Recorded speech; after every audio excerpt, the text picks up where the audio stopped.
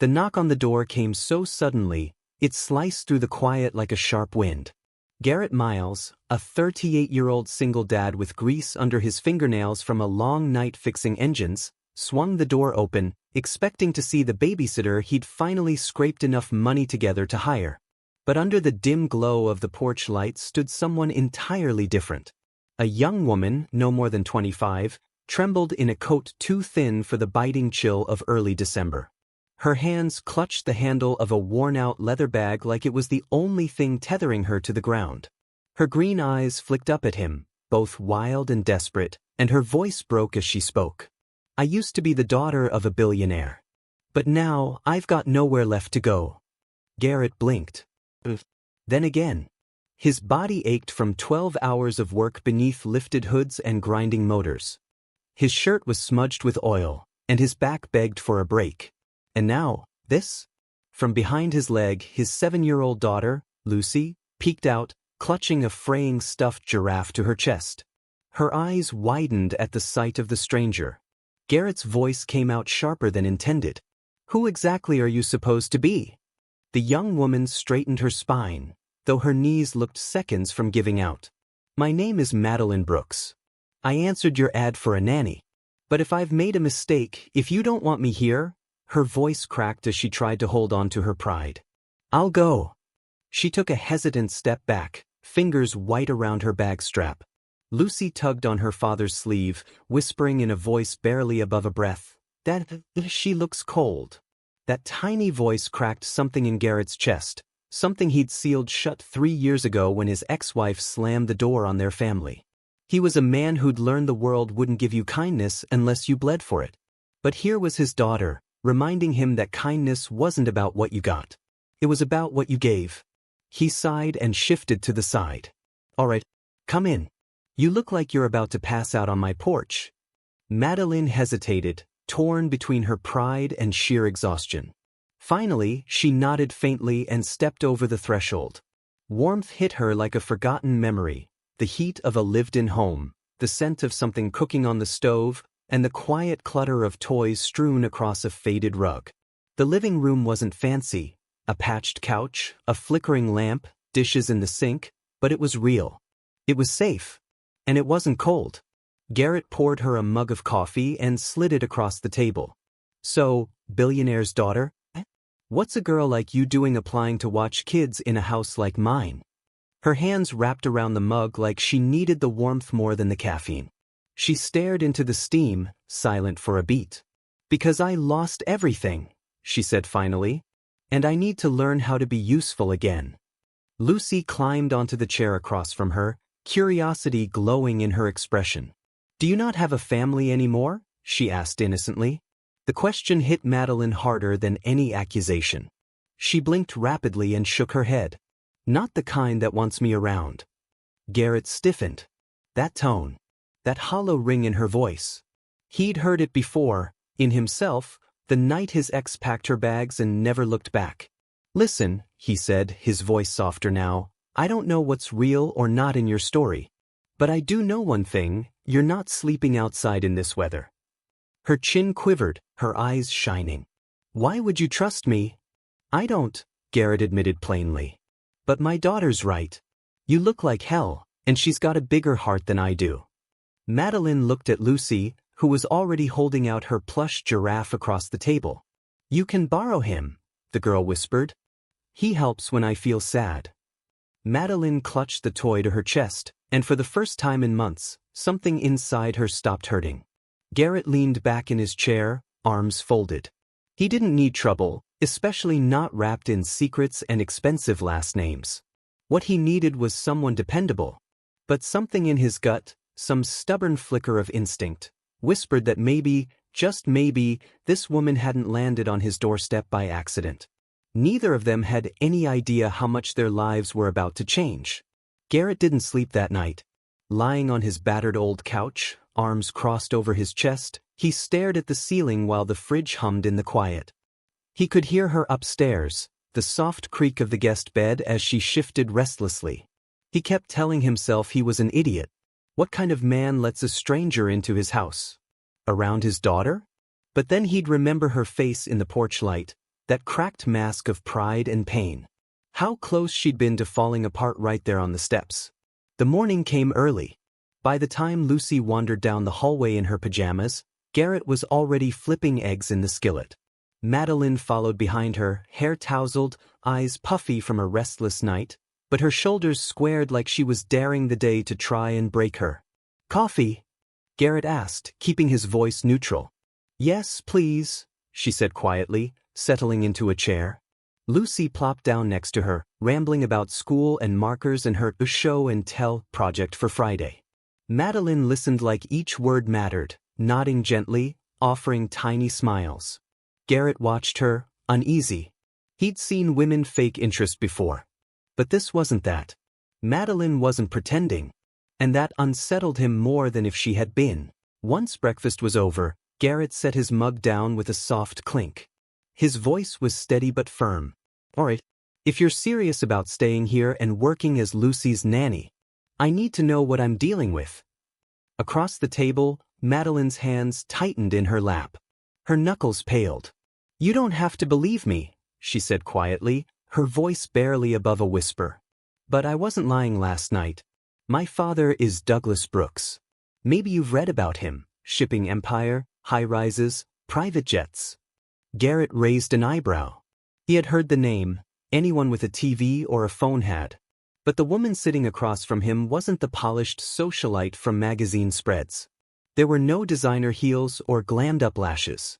Just a young woman in an oversized blazer and scuffed-up boots, her fingernails chipped and her hair pulled back like she gave up trying. "I told him I wanted to make it on my own," she continued. "Told him I didn't want his money. He laughed right in my face and said, 'You'll crawl back in a week.' I won't." She looked down, her voice trembling now. "And he meant it. He cut me off completely. No cards, no trust fund, not even a phone call. That was 6 months ago." Garrett could hear the shake in her words. The pride trying to hold back the crack in her voice. "I thought I could figure it out. I really did. But the truth is, I failed. The money dried up. My so-called friends vanished. And jobs. Well, nobody takes a Brooks seriously when she's scrubbing floors." The silence that followed was thick. Garrett clenched his jaw. He knew more than he cared to admit about being cast aside, underestimated, made to prove himself when the odds were stacked against him. Some wounds never really closed. From her seat beside them, Lucy spoke in a small voice. "Don't you miss your dad?" Madeline blinked, caught off guard. Her throat tightened. The dad he used to be. Not the one he is now." Garrett let out a long breath, slow and heavy. He couldn't tell if Madeline was spinning some wild fantasy or being brutally honest, but either way, he could see it. She was cracked down the middle. And no amount of money in the world was going to fix it. "Here's the deal," he said at last, tone solid as stone. "I don't need someone in this house who can't keep it together. My daughter is everything to me. If you want to stay, you're gonna have to prove you belong here. No special treatment. No excuses. And if I ever catch you lying, you're gone." Madeline lifted her chin. Her eyes, still rimmed with exhaustion, lit for the briefest second with a flicker of something steadier, resolve. Fair enough. That very day, she dove headfirst into the work like her life depended on it. She washed dishes without being asked, walked Lucy to the bus stop beside Garrett, and spent the rest of the morning scrubbing laundry. She never once complained when the vacuum choked on crumbs, or when Lucy spilled grape juice across the rug. But Garrett noticed things. Cracks in the surface. She froze any time a luxury SUV rolled down the street, as if afraid someone might recognize her. She flinched slightly whenever his voice raised, even if it was only yelling at the news on the television. And twice, he caught her staring at her reflection in the window, her eyes distant, as though trying to remember who she used to be. Later that night, after Lucy was tucked in and the house had fallen quiet, Garrett wandered into the kitchen and stopped short. Madeline was sitting at the table, hunched over, scrubbing stubborn stains out of Lucy's school shirt. She hadn't heard him come in. Her shoulders were tense, her mouth drawn in a tight line, eyes focused on her work like nothing else existed. "You don't need to be doing that tonight," he said gently. She jumped slightly, then shook her head. I need to, she replied softly. I need to feel useful. I need to feel like I belong. You've already done more than enough. Her hands paused. And for the first time that day, the mask slipped. Her voice cracked. I don't deserve your kindness. Garrett leaned against the counter, folding his arms. Kindness isn't about who deserves it. It's about who needs it. Her eyes welled, but she didn't let the tears fall. She held on, tightly. If you knew the things I used to say about people like you, she whispered, ashamed. If you knew how high and mighty I acted, maybe I would care. Maybe I wouldn't, Garrett said firmly. What matters to me is who you are now. And right now, you're trying. That counts. Her lips parted, and for a moment, she looked like someone standing at the edge of a cliff, unsure whether to jump or climb back down. She swallowed hard. For months, every door had slammed in her face. And now, in a modest kitchen with outdated cabinets and peeling linoleum, a tired man with grease on his jeans was offering her something she hadn't felt in years. A chance. But Garrett's face turned serious again. He took a step closer and lowered his voice. But let me make one thing crystal clear, Madeline. Do not break my daughter's heart. If you're going to vanish again, if this is just some game, leave before she gets attached. Madeline clutched the school shirt to her chest. Her voice trembled. This isn't a game. I have nowhere else to go. And more than that, I don't want to go. That was the moment Garrett saw it. Not the heiress. Not the runaway. Just a woman, stripped of everything except a fragile hope that she could rebuild something real. He ran a hand over his face and sighed. Then prove it. Show me you're more than just your last name.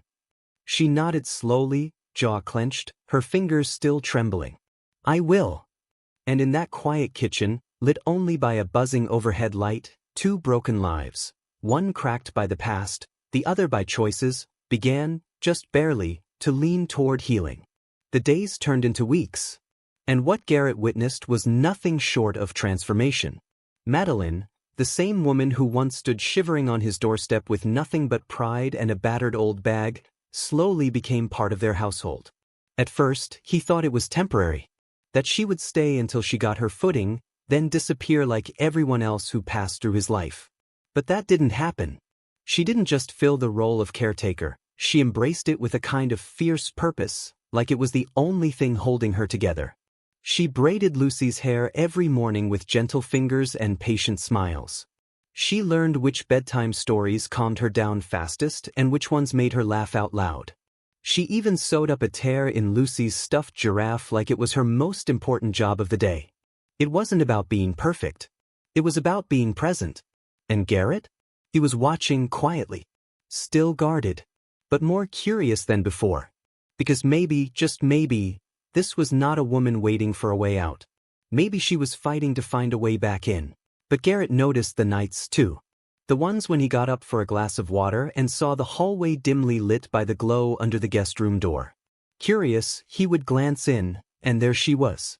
Madeline, curled over a stack of library books, scribbling notes in the margins of parenting guides, budgeting manuals, and cookbooks with yellowed pages. She was studying. Not for a degree or a title, but for life. She was teaching herself, page by page, how to survive.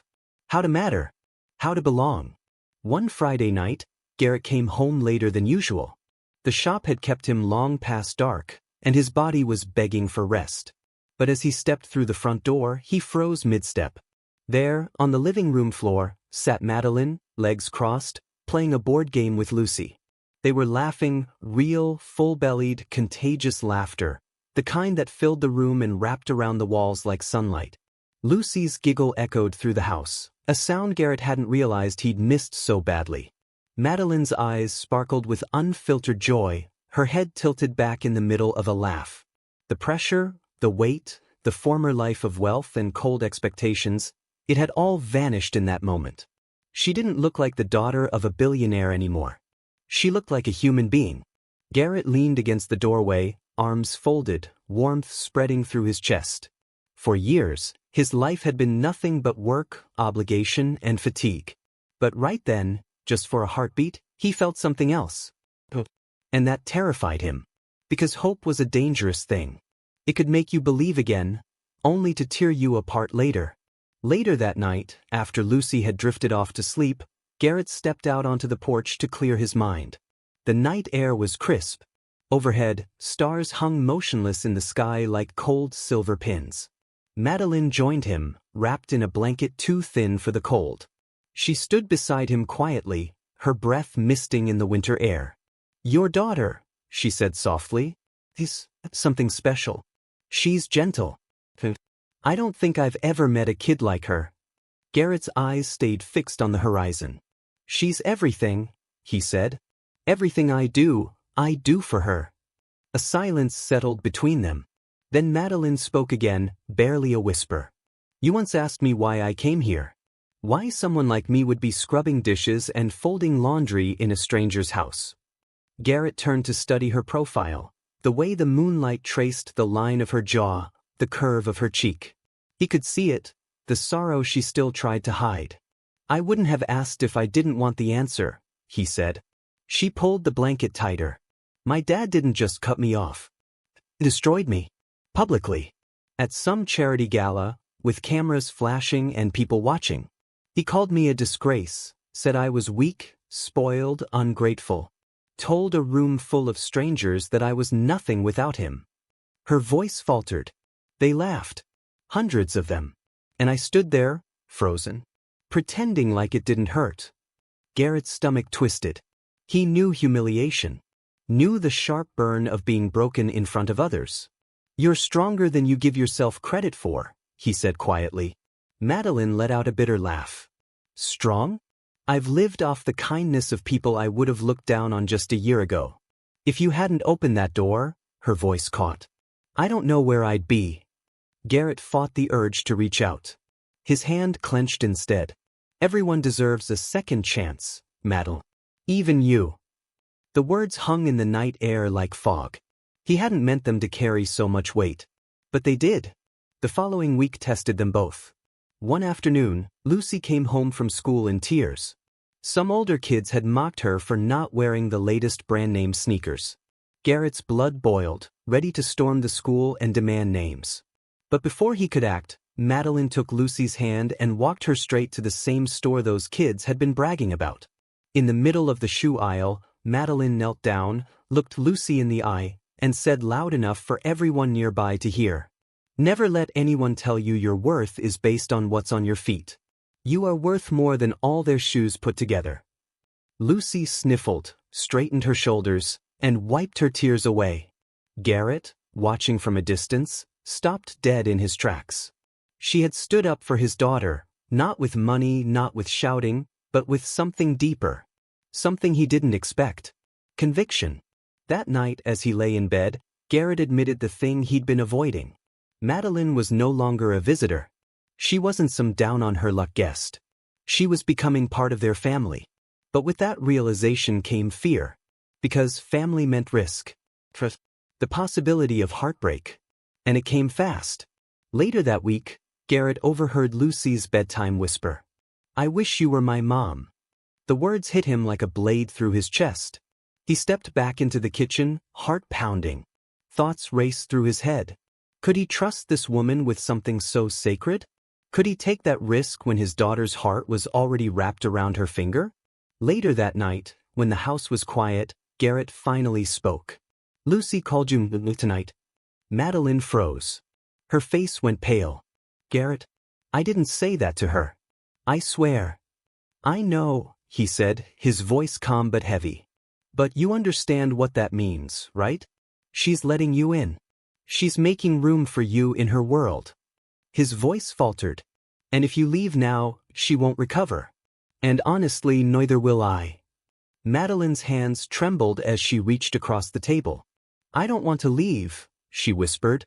"For the first time in my life, I feel like I belong. Like I matter. Please, don't shut me out." Garrett looked into her eyes, searching for cracks, any sign of deceit, of a lie tucked beneath the tears. But all he saw was fear. And truth. His defenses, carefully built over years of loneliness, began to crumble. "Then stay," he said roughly. "Stay and show me, and show her, that you're not going anywhere. Tears welled up and spilled down Madeline's cheeks. But this time, they weren't from shame. They were from hope. From relief. From the birth of something new, something fragile but real. In that quiet moment, Garrett realized something he hadn't dared believe in years. Maybe kindness didn't just save the broken. Maybe it saved the one offering it too. And under that modest roof, in the stillness of an ordinary home, a fallen heiress and a weary single father started piecing together something rare. A family. Give it a like to support the project. Write in the comments what you think will happen next. And be sure to subscribe, because the strongest moments of this story are ahead. And trust me, you won't want to miss them.